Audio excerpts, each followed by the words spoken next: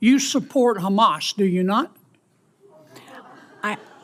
Senator, oddly enough, I'm going to say thank you for that question because it demonstrates the purpose of our hearing today in a very effective way. Let's start first with a yes or no. Hamas is a foreign terrorist organization that I do not support, but you asking the executive director of the Arab American Institute that question very much puts the focus on the issue of hate in our country. Well, I got your answer, and I appreciate it. What is the, you support Hezbollah too, don't you? Again, I find this line of questioning extraordinarily disappointing, Is that Senator. a no?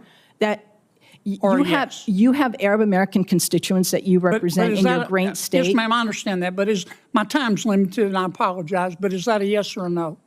Yes or no question to do I support Hezbollah? The answer is I don't support violence, whether it's Hezbollah, Hamas, or any other entity that invokes it. You can't so bring no, yourself sir. to say no, can you? No, I can say no. I can say yes. But what you I haven't. can say is You just your can't line make of yourself do questioning. it. Do you Senator, support or oppose Iran and their hatred of Jews? Again, I'm going to emphasize Iran, Hezbollah, Hamas, none of them is going to, this discussion. You can't bring yourself to say no, can Sir, you? I don't support. It's real simple. Excuse me, I'm going to, if I may, as a Muslim woman, sir, I'm going to tell you I do not support Iran. But what I will tell you is that this conversation. I'm running out of time. I'm sorry. You called our decision to cut funding. You called our decision to cut fund. Well, first, what's the United Nations Relief and Works Agency? It's UNRWA, which is the institution that exists to provide services and aid to the nearly 6 million Palestinian refugees. And you called our decision to cut funding for them, quote, an incredible moral failure, close quote. That is absolutely correct. But again, I would suggest that conversation is about foreign policy. We did that because 9 UNRWA staff members were fired for actually helping Hamas on October 7th. Isn't that the case? I don't believe that that's correct in terms Let of... me ask you one more time. You support Hamas, don't you? You support UNRWA and Hamas, don't you? Sir, Please. I think it's exceptionally disappointing that you're looking at an Arab American witness before you and saying you support Hamas. You know what's disappointing to me? I do not support Hamas. Bring yourself I do to not say support Hamas. You don't or support UNRWA. You don't support Hamas. You don't. I was very clear in my support for UNRWA. Hezbollah, and you don't support Iran. You should hide your head in a bag. There is no economic justice for the baby because the baby's dead, right? I wouldn't refer. I don't really know how to answer your question. I would refer to Was a the baby fetus. dead or alive? We're referring to a fetus. Okay, is the fetus dead or alive after an abortion? The fetus would be dead after an abortion. All right. If the mother is healthy and the baby is healthy, do you support abortion up to the moment of birth? So I think that's a really hard question to answer because that just doesn't happen. You're asking me about something that simply doesn't happen. Well, it's legal. I will tell you it's legal in Vermont, New Jersey, Oregon, Colorado, New Mexico, Alaska, and the District of Columbia, and the Loon wing of the Democratic Party supports abortion up to the moment of birth. I will tell you as a person, I haven't personally had an abortion, and I will also tell you as a person looking at the evidence around me and understanding how complex the decisions are that people face. Okay. I'm just simply uncomfortable I got to move on, thinking that there's a Professor, 'cause simple I don't think answer you're that going to applies answer to my everyone. question. I trust women and their healthcare providers. It's real simple. You either support abortion for a healthy mother and baby up to the moment of birth, or you don't. I think it was Senator Kennedy came to this hearing knowing that there was going to be a mother here who had to make the difficult decision to terminate a 20-week pregnancy, and he decided it was in his best interest to show a 21-week fetus. And his testimony was nothing but fear-mongering. Are you still a Marxist? Thank you for the question, Senator. You don't have to thank me. We'll say you are welcome. I am not, nor have ever been a Marxist. Just to clarify the record, Judge Dubose, do you recall when that interview was done, the interview that Senator Kennedy referred to? No, Senator, I don't. And if I recall, and I was brought to my attention yesterday, that was never an interview that I did that was I thought was going to be published. I never reviewed it. I didn't. It was an undergrad student who was interested in teaching, who spent 20 What minutes. were you doing at the time? I was teaching. So this was before you even went to law school. This was Yeah, I was. It was many, really many, early. many, many, many years ago.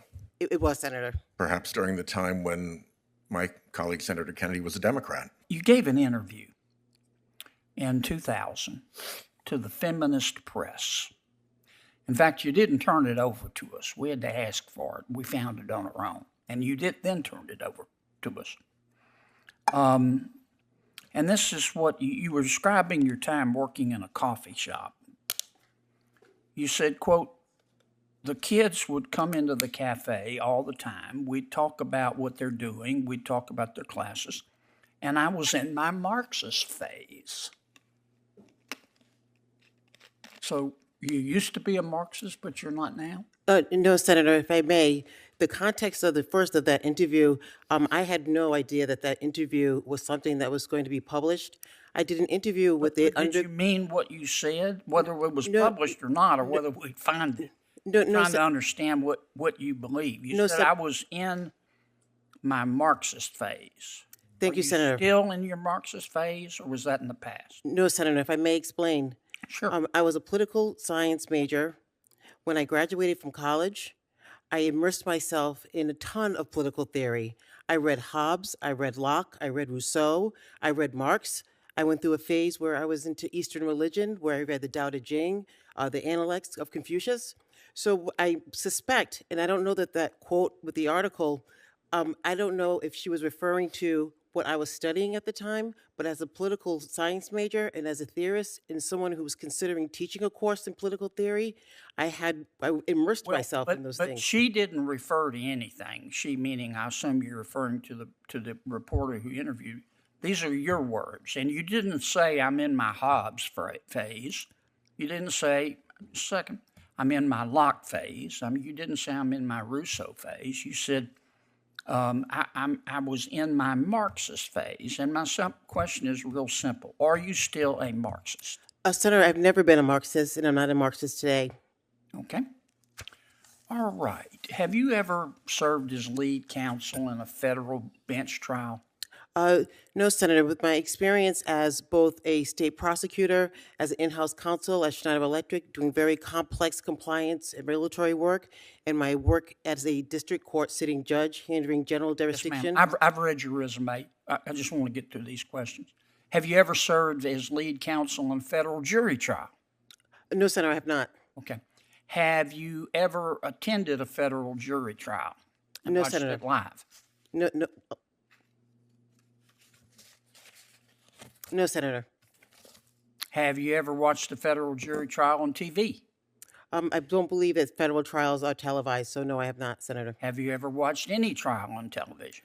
Senator, I handle and preside over trials every single day as a state district court judge. We follow the rules of evidence, criminal procedure, civil procedure. So I feel that with my experience, that I am well suited and capable to make the transition from our state district court to our U.S. district court. Okay. When you were practicing law, did you ever draft a motion or a brief applying the federal rules of evidence? No, Senator. As a state prosecutor, I'm sorry, you said what? I said no, Senator. No, okay. When you were practicing law, did you ever draft a motion or a brief applying the federal rules of civil procedure? Well, I believe that there were times at Schneider Electric giving advice to business units regarding the federal acquisition regulations, that I would draft briefs to give them counsel as to how to be compliant with the federal rules. So in that respect, the answer would be yes. Okay. What's an interpleader action? Interpleader action is a third party who's going to intervene in a civil suit. They're not a primary party. Okay. What's voir dire? Voir dire is the process with which jurors are questioned by the state and by defense and prosecutors to serve on a Have panel. you ever conducted a voir dire in federal court? Not in federal court. Okay. I'm going to yield back 6 seconds, Mr. Chairman. Thank you. Senator Whitehouse. Just to clarify the record, Judge Dubose, do you recall when that interview was done, the interview that Senator Kennedy referred to? No, Senator, I don't. And if I recall, and I was brought to my attention yesterday, that was never an interview that I did that was, I thought was going to be published. I never reviewed it. I didn't. It was an undergrad student who was interested in teaching, who spent 20 What minutes. were you doing at the time? I was teaching. So this was before you even went to law school. This was Yeah, I was it was many, really many, early. many, many, many years ago. It was, Senator. Perhaps during the time when my colleague, Senator Kennedy, was a Democrat. Showing that people can change their views, even if it were true that you were then in a Marxist phase. Senator Graham? Mr. Chairman, my name was invoked. I noticed. As a proud Democrat, we were like My that part of name your was history. invoked, Mr. Chairman. Now, I just want to let the record reflect, and I love Senator Whitehouse. Uh-oh. But I'll tell you one thing, I've never been a Marxist. I've never been a Marxist. And I've never admitted I was a Marxist and then not turned the document over to this committee. We had to find it. And we did. And now your testimony, the testimony under oath today is, I didn't say that. The reporter said that. No, the witness said that. And then the testimony is, well, I didn't mean it to become public. That's not the issue. So, if we won't get personal here, we can. Senator Graham? Thank you. Let's agree on the following. A Louisiana Democrat's probably not a Marxist. But the bottom line is, why wasn't it available to the committee, Mr. Bell? Thank you for the question, Senator. I had no idea that the article existed. When I did the interview with that undergrad student, it was for a paper for a class. It's something you didn't know about. I was in an interview with a young lady who was interested in teaching as an undergrad, and I was just sharing my transition, how I went to be into teaching. I understand. Your testimony is, this is not something I've seen before. Had you seen it before? No, Senator. Okay, so if you hadn't seen it, you didn't know about it, so that's why you didn't turn it over. That's correct. Okay, just make sure of that. My name is Allie Phillips, and I live in Clarksville, Tennessee. My husband, Brian, works for a forklift company, and I run a small daycare out of our home. Together, we are raising Adelie, my 6-year-old daughter. We are not a wealthy family. We work hard to pay our bills on time each month. I spent the first several years of Adelie's life as a single mom, working 3 jobs while also finishing up my bachelor's degree. Brian, Adelie, and I were so excited to learn that I was pregnant in the fall of 2022, and even more thrilled to find out that we were having a little girl, Miley Rose. Everything was going perfectly until the day of my routine anatomy scan. At 19 weeks, when my doctor told us that they had found multiple concerning fetal issues. Several days later, as I waited to meet with the fetal specialist, I had no way of knowing that the next 10 minutes would change my life forever. The fetal specialist came in to go over the results, and that list was extensive. Miley's kidneys, bladder, and stomach were not functioning. Only 2 of the 4 chambers in her heart were not working. There was no amniotic fluid protecting her, and she had a rare brain condition. Her growth was a month behind, and she had no lung development. We were told that Miley was not compatible with life. Completely broken, I asked, what do we do now? The doctor suggested I had 2 options, that I could terminate the pregnancy, but due to Tennessee's ban on abortion, I would have to travel out of state for that health care. My second option would be to continue my pregnancy, but risk a miscarriage, a stillbirth, or giving birth for her to be put right into hospice care. And then the doctor warned that the longer I stayed pregnant, the worse Miley's condition would get and the more at risk my health would become. Knowing I had a daughter and a family to live for, we made the difficult decision to seek an abortion. So instead of grieving this devastating news, my mother and I began researching and calling clinics in states that allowed abortions after 20 weeks. Many did not have open appointments for weeks, and the longer I waited, the more extensive and expensive the procedure became. Ultimately, I found a clinic in New York City that could get me in the following week. Then, I had to book flights, find a hotel, arrange ground transportation, and childcare for Adelie. We had to quickly figure out how to afford all of it. We didn't have thousands of dollars sitting in our bank account. I had to start a GoFundMe effort online to help cover the unexpected medical and travel costs. Without the help of strangers on the internet, I would not have had the freedom to leave Tennessee or to make my own medical decisions, rights that my state denied me. Days later, I arrived at a New York City clinic alone. Due to security concerns, only patients are allowed in. I was there for several hours when a new ultrasound showed that Miley's heart was no longer beating.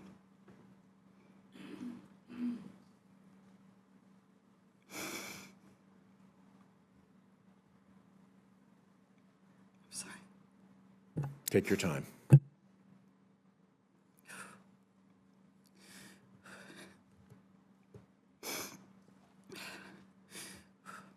Distraught, I called Brian, my husband, to tell him over the phone that our much-wanted daughter was already gone and that the abortion scheduled for the following day would be done immediately.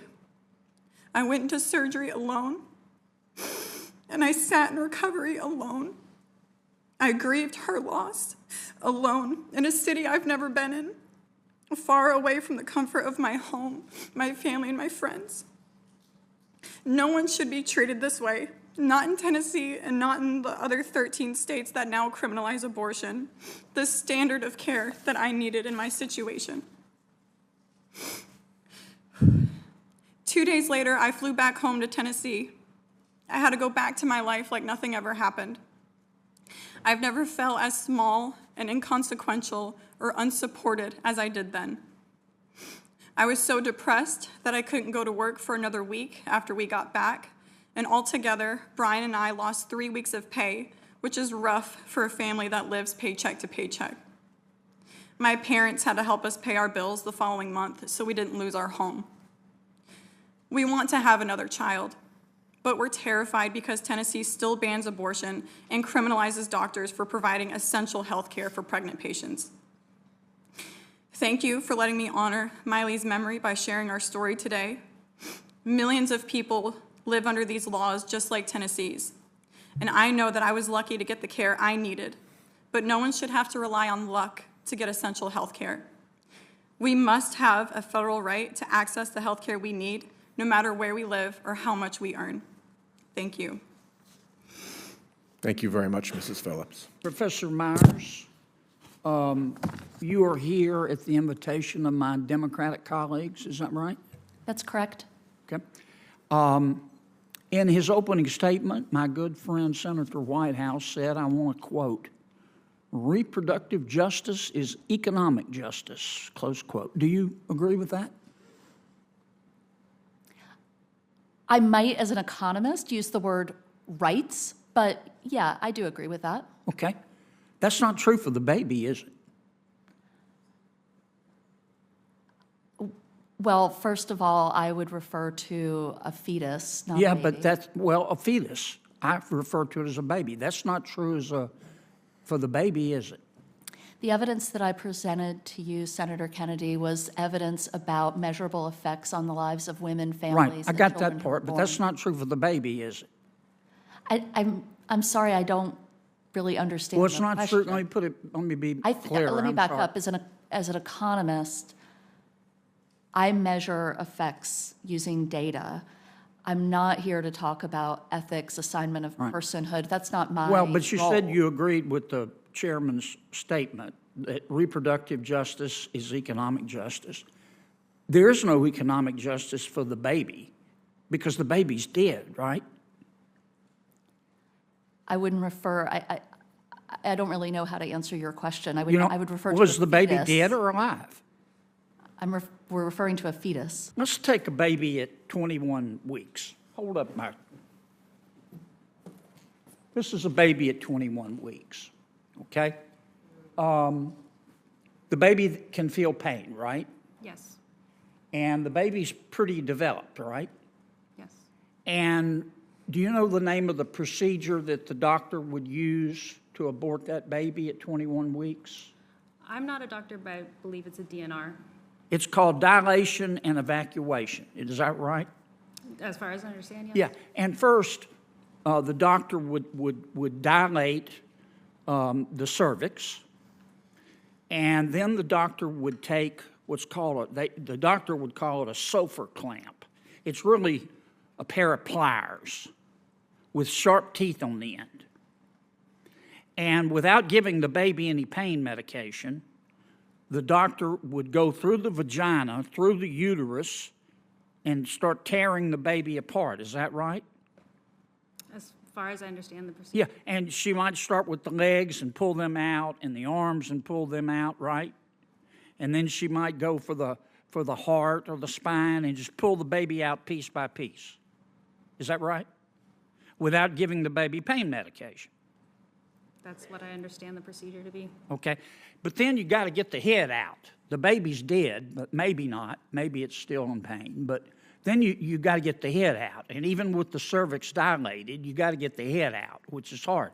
So then the doctor would go in and use those pliers to crush the baby's head. Is that right? As far as I understand. And then she'd pull the head out, the crushed skull out, right? Senator Kennedy, your time has expired here. Well, you and gave Senator the Stabenow is others waiting. plenty of time, Mr. Chairman. Just letting you know, your time's expired. You have Okay. other senators waiting. Well, I was waiting when you were letting others. I'm sorry you don't want to hear about what happens. No, I don't think anybody in else an is actual going- I don't think abortion, but anybody else I has gone thought that over. was what we were here to talk about. No one else has gone over. Some of the witnesses went a little bit long, but on both sides, so I thought we were here trying to about control that. protecting mothers and killing babies. I'm going to turn to Senator Stabenow and Mr. I'm sorry Phillips. you I'm don't wanna sorry that hear it. this had to Like take we've place got in a front of whole you. roster here. My apologies. I know it's ugly, but it's Thank the you, truth, Mr. Chairman. Mrs. Phillips, I'm so sorry you just had to hear that, particularly as you're talking about the 1-year anniversary of what you had to go through. It was shameful, and I'm very, very sorry. No one here should be judging you or any other woman who has to make decisions based on their life and what's happening in their pregnancy. And so, thank you so much for being here. So now you've experienced a Senate hearing, lots of things have been said, and so I just want to give you the opportunity as we close. I may be the last senator to ask questions. After you've heard everything here today, is there anything that you would like to say in response and make sure that we can correct any misperceptions that some people have expressed? Yes, and thank you so much, Senator, for giving me this opportunity. I will start by saying that I made a promise to Miley that her name would not die with her. So that is part of why my activism is so important to me, is so people know who she is. I want to make two statements before I go into my final thing that I would like the committee to know. I think it was Senator Kennedy came to this hearing knowing that there was going to be a mother here who had to make the difficult decision to terminate a 20-week pregnancy, and he decided it was in his best interest to show a 21-week fetus. And his testimony was nothing but fear-mongering. From my experience, that was not my experience, what he was trying to persuade. Also, Mrs. Call, to answer your question to what he had asked, my procedure was an abortion. It is on my medical paperwork that I had an abortion, even though my daughter was deceased. It's not back and forth. An abortion is a medical procedure, whether that fetus is deceased or not. But I would like to ask the committee to remember my story and to remember that I'm one of thousands, if not millions, of people in this country that need or needed abortion access, and to remember that it's not black and white and one size does not fit all. We can't be putting politics into healthcare decisions, and also to remember these facts, that abortion access is essential healthcare, no matter how you want to look at it. It's essential healthcare for so many. And exceptions don't work. I'm a living testimony to that. Tennessee had a very vague exception to protect the life of the mother. My life was at risk, and I did not qualify. I would ask the committee to consider passing a law that allows access without exception, just all across the board. because when someone needs health care, they should be able to receive that health care when they need it and not have to navigate the hurdles like I did. Because like I said, I don't know if I made it to New York, if I would be here with you today. So I'm very thankful for the opportunity that I was given to get to New York, and now this opportunity to fight back against the extreme bans that we're facing in many states. Good morning, Chairman Durbin, Ranking Member Graham, and distinguished members of this committee. Thank you for convening this hearing today to address the crisis of hate crime in our country. I want to begin by offering my condolences and support to Imwadia on the tragic loss of her son. I also want to acknowledge the members of the Tree of Life Synagogue in Pittsburgh who are also here and extend my condolences and the support to them as well. I'm truly sorry for your immeasurable loss, and the commitment that we make to continue to focus on hate is rooted in the need to address the crisis your families in pain have endured. Understanding the nature of hate crime data, I would suggest this room includes other victims of hate crimes, some who have reported it, others who have not, some where the assailant was charged with a hate crime, and others where they were not. In all cases, it was an assault or a murder, arson or vandalism, or a threat to commit such a crime, and the motivation for committing the crime was based on individual's action or perceived personal characteristics of the victim's identity. In all cases, it was a crime where the immediate victim was harmed, as well as others who may be like them, their community. Hate crimes instill fear in communities, and because the safety of us all is linked, because we are on a very basic level all in one community with one another, hate crimes impact our entire country. As we attempt to address this hate crime crisis we are in, we are well served remembering that. Why do I say a hate crime crisis? Because our government's official hate crime statistics provide the data confirming this crisis. From 2015 to 2022, we have seen a 99% increase in hate crime. 99% increase. From just under 6,000 reported hate crimes in 2015 to 11,643 in 2022. The FBI's 2023 data has not been released yet, but based on the state data AI has pulled in preparation for this hearing, it is likely we will see yet another consecutive year increase. Every single year since the 2016 presidential election, the trajectory has been a dangerous increase of hate crimes in our country. Anti-Black or African-American hate crimes continue to be a plurality of all hate crimes reported. There were 3,424 in 2022. Anti-Asian or Pacific Islander hate crime saw a major spike in hate, the most acute stages during the COVID-19 pandemic and its surrounding discourse by some elected officials. Anti-Muslim hate crimes were nearly 5% of all reported hate crimes during the 2016 presidential election and the discussions of a Muslim ban. The only year with a higher record was 2001 in the post-9/11 backlash. Anti-Hispanic and Latino hate crimes have shown a persistent increase with a record-breaking 738 hate crimes in 2022. The annual number of reported hate crimes targeting the Latino community has increased in the last 7 years on a manner that has outpaced the overall increase of all reported hate. And while we've seen an increase, while we've seen an increase in anti-immigrant rhetoric and xenophobia, particularly being experienced right now by the Haitian American community. LGBTQ and hate crime almost doubled from 2015 to 2022, with 1,925 on record in 2022. And while the annual number of hate crimes based on sexual orientation now represents a smaller share of all hate crimes reported each year, that is not the case with gender identity hate crimes, which have increased 4% overall reported in 2022. With regard to Arab Americans and Jewish Americans, we took a deep dive into the data after October 7th by examining available state-level data from 27 states and the District of Columbia. And with all the necessary caveats about state-level versus federal data, here too the data confirms what we know. Anti-Arab has increased from 104 in 2022 to 180 in 2023. Anti-Jewish from 1,311 to 2,073. Further, isolating our October-December for the 21 states in DC where we could do that, it shows about half of all of the incidents reported in 2023 occurred in the last 3 months, October, November, and December. That's a 54% increase for Arab Americans. 54 and 49 for Jewish Americans. Wadea al-Fayoumi's murder in his home in Illinois, the attempted murder of Hisham Awartni, Kenan Abdulhamid, and Tahsin Al-Hamid in Vermont, while 3 college students were out for a walk, wearing their keffiyehs and speaking occasionally in Arabic. is another example, as is the unnamed 25-year-old Brooklyn man attacked with a baseball bat after being defamed. The backlash effect is real for both communities, and the historic levels of hate crimes we're experiencing harm individuals, communities, and our country. We can and must respond more effectively. Thank you again for the opportunity to testify before you today, and I look forward to your questions. Senator Kennedy. Thank you, Mr. Chairman. Rabbi, do you believe there are a substantial number of people at Harvard University who believe in diversity, equity, inclusion, and the right to harass Jews? I do. That's a yes? Yes. And do you believe those people have acted on their self-anointed right to harass Jews? Yes. And has the administration at Harvard University allowed that to happen? Yes. Is that true at University of California at Berkeley? Yes. How about UCLA? Yes. How about NYU? Yes. A lot of other universities too. Isn't that the case? That is correct.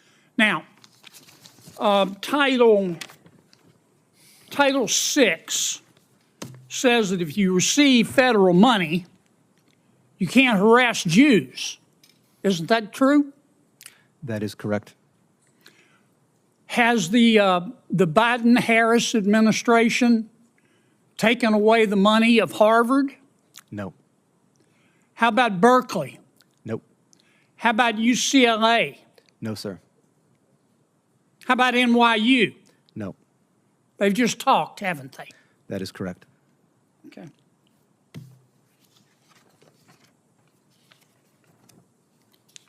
Do you think this condoned behavior at these universities, this condoned belief at these universities, and let me state it again, they believe in diversity, equity, inclusion, and the right to harass Jews. It's what they believe. What you do is what you believe. Everything else is just cottage cheese.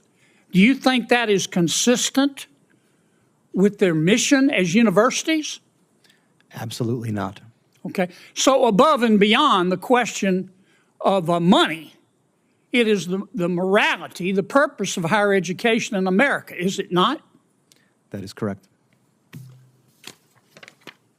Ms. Berry, you are the executive director of the Arab American Institute. Is that correct? Correct, sir. Okay. And according to your website, you're also, I'm going to quote here, a longtime Democratic Party activist who served as a member of the 2016 Democratic National Convention's Platform Standing Committee, close quote. Is that correct? That's correct. Okay.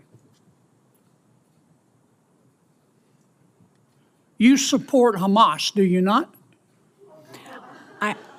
Senator, oddly enough, I'm going to say thank you for that question because it demonstrates the purpose of our hearing today in a very effective way. Let's start first with a yes or no. Hamas is a foreign terrorist organization that I do not support, but you asking the executive director of the Arab American Institute that question very much puts the focus on the issue of hate in our country. Well, I got your answer, and I appreciate it. What is the you support Hezbollah too, don't you? Again, I find this line of questioning extraordinarily disappointing, Is that a Senator. no? That Or you a have yes? you have Arab American constituents that you represent is in that your great state. Yes, ma'am, I understand that, but my time's limited, and I apologize, but is that a yes or a no? Yes or no question to do I support Hezbollah? The answer is I don't support violence, whether it's Hezbollah, Hamas, or any other entity that invokes it. You can't So bring no, yourself to say no, can you? No, I can say no. I can say yes. But What you I can haven't. say is You just your can't line make of yourself do questioning. it. Do you Senator. support or oppose Iran and their hatred of Jews? Again, I'm going to emphasize, Iran, Hezbollah, Hamas, none of them is going to, this You discussion. can't bring yourself to say no, can Sir, you? I don't support. It's real simple. Excuse me, I'm going to, Ian, if I may, as a Muslim no. woman, sir, I'm going to tell you I do not support Iran. But what I will tell you is that this conversation. I'm running out of time. I'm Okay. sorry. Ms. Berry, I'm going to allow you to respond to any one or all of those questions at this point. Senator Durbin, thank you very much for holding this hearing and for elevating the issue of hate crime. It's regrettable that as I sit here, have experienced the very issue that we're attempting to deal with today. The introduction of foreign policy is not how we keep Arab Americans or Jewish Americans or Muslim Americans or Black people or Asian Americans, anybody safe. This has been regrettably a real disappointment, but very much an indication of the danger to our democratic institutions that we're in now. And I deeply regret that, and I do hope that my testimony today has been helpful to understanding the need to respond to hate.